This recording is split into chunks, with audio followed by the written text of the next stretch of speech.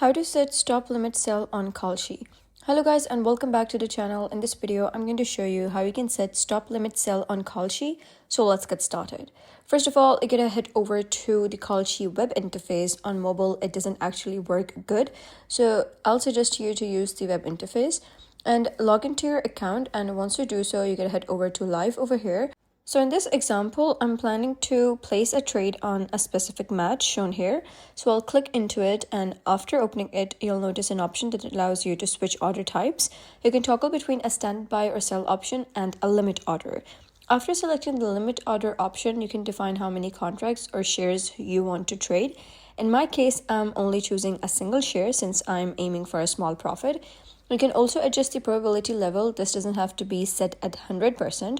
For example, you might choose between 1 to 99. Choose whatever best fits your strategy.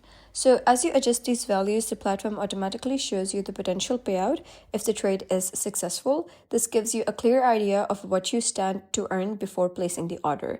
You're free to fine-tune any of these settings, including the price point and when the payout is triggered.